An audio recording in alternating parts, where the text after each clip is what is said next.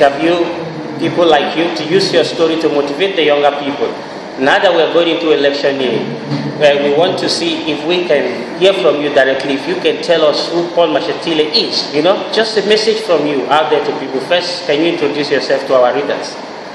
Well, my name is Paul Mashatile. I'm the chairman of the ANC in Gauteng, also the Minister of Arts and Culture in the Republic of South Africa. I want to firstly urge all the young people to register so that they are able to vote this year as we go to the elections. It's very important for them to register and to vote because this year we celebrate 20 years of democracy in South Africa. It's a hard-won democracy, and therefore young people must exercise their rights to vote so that they can choose the government that they want to lead them. It's very important because if you are not registered, you can't vote. So we want to urge all the young people to do that. I'm from the generation that participated in the struggle after 1976. So can you tell us how you get into the struggle fully? How did you become a member of the ANC from childhood? If you can tell us a little story about that. Yeah, well, you recall that in 1976, when there was what is called the 1976 uprising, is because as young people at the time, we believed that we needed to fight the apartheid system, starting particularly with the Bantu education that was imposed Africans as a medium of exchange, but more importantly to link that struggle to the broader struggles of our communities. So since that time, we were involved in the struggle for change, to defeat the apartheid system, to bring about a non-racial, non-sexist and democratic society. This is the right that we won in 1994, and today South Africa is a democratic country. Everybody has the right to vote. Everybody is involved in building a new country, building a new society that is united. So that's what we are doing now. Coming from that history, we are now building a new country. Okay, since 1994 that ANC came into government, what would you say is the achievement? What has ANC done for the people of South Africa? Well, firstly, the ANC was at the forefront of the struggle for people to be free and to have the right to vote.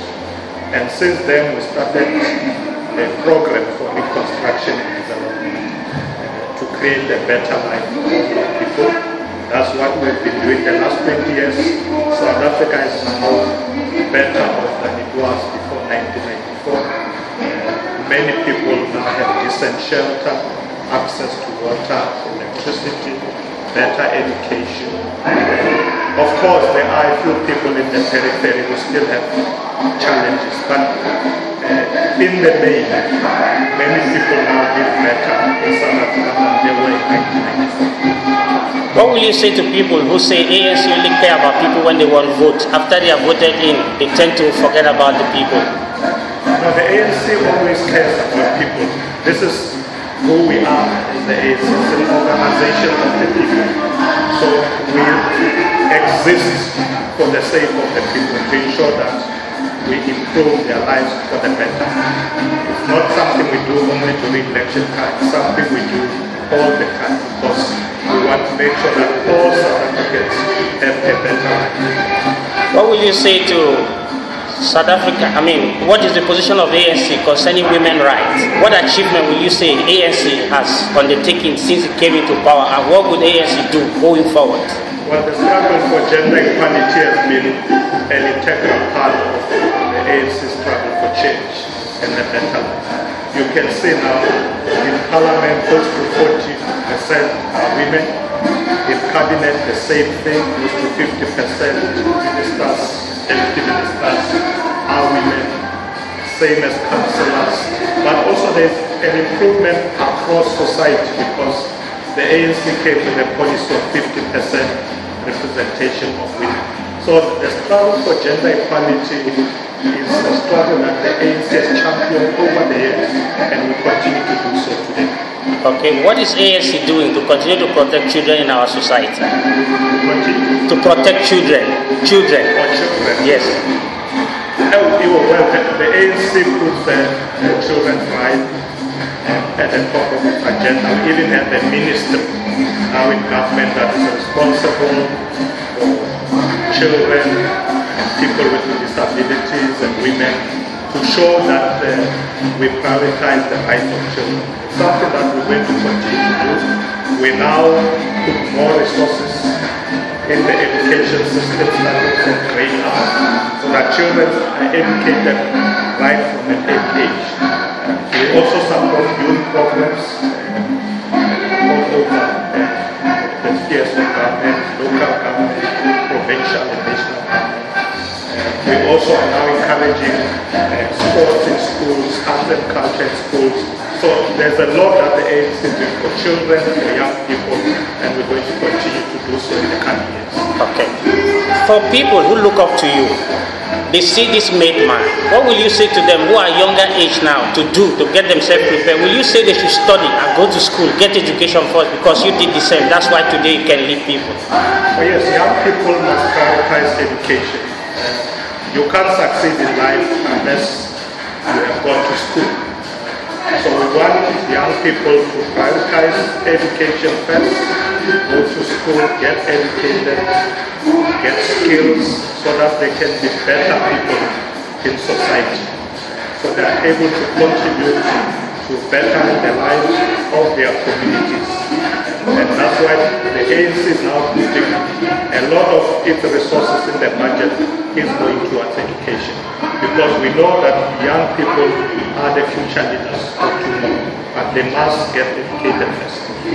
We are now sitting in the province of the Western Cape, trying to see if we can take this province and get, like ANC is trying to get the premier into office. And the province seems to be polarized. What will you say to the minorities that live here? The fear they have that if ANC take over, possibly they will be excluded from government. What will ANC say to the minorities, the white people here in the Western Cape, the black, the colored who live in this province? What would be the message from ANC to them? Well, I want to say to the people of the Western Cape, there's nothing to fear from the ANC.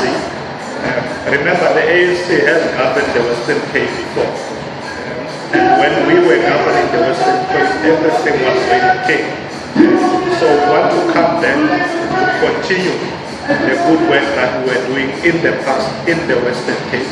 And want to urge everybody in the Western Cape to once again give their support to the ANC so that we can together create a better life. Not only for a few in our society, but everybody from the communities out there who learn to learn, people who are living in informal settlement. We want to prioritize everybody. And I want to say to them, there is nothing to fear. The ANC is here for everybody. Okay, I haven't said that. Let's go back a little personally. I like when people see a minister like you, they think, okay, you just got there. Now, what would you say to people who are looking up to you to say, should be like young people, what should they do? Aside education, those ones who are not in school or something, what else can they do that you think can prepare them for a better tomorrow, even if they're not in leadership or in supportive position in the society here in South Africa? Well, young people must work in communities. It's okay to go to school, but you must also get involved in the struggles of the community to better itself. And there are a lot of programs that are happening in communities. Young people who are in university can go to the townships and do extra teaching lessons for young children. Those who are preparing for their grade 12. There are other community programs to help elderly people. And so there's a lot that they can do in communities, especially the same things that we do on Nelson Mandela Day, where we go out and we paint schools, we clean hospitals. We want young people to do that. To be a leader, it's not just to go to school and read books. is to be involved in the daily struggles of your people, where you live. That's where you derive leadership qualities, and that's what young people must do every day for them. On a personal note now, what gives you satisfaction as a Minister of Culture and Art and Culture in South Africa that you are doing for the South African society that gives you satisfaction, and as an ANC senior member that you think, is helping the people, taking into consideration the event that you are attending today as the Minister of Culture, Art and Culture in South Africa? Well, our important mission at the moment is to build a society that is united. We come from a society that has been divided by the apartheid system. So nation building is a priority to me, building social cohesion in our country, very important. So I want to see everybody coming together and creating one South African identity, so that we can say we are truly South Africans, we are proud to be South Africans. We all pay loyalty to our symbols, our national flag. That's what we want to see happening. So our priority going forward in the next few years is to put more efforts in nation building and social cohesion. And that's what we want to see happening in our country. And through arts, culture, and of course sports, we will be able to achieve this cohesive society, because through arts, culture, and sport, we are able to bring people together. That's what I want to see. How do you balance your personal life with your professional life? Well, I think it's always a question of balancing. You need to have time to spend with family, you need to have time to spend with friends, but there's a lot of work to do at the moment, so we all need to work hard. Because I understand you're a very busy man, sir. What would you have like a final word of encouragement to the youth out there, young men, women, something that can improve the relationship between men and women, children, boys especially, taking into consideration some of the things we hear in the society, like abuse from both genders? Well, young people must learn from adults. They must inherit the values that were brought to us by people like Dr. Nelson Mandela, the values of integrity, selflessness, but more importantly, discipline. You need to have discipline to become an adult that is responsible in society. And young people must learn from those great leaders who came before us, because they left a legacy that we must emulate at all times, and I'm sure we'll be able to do so. Thank you so much, Mr. Minister. This is the end of the interview. Thank you very much.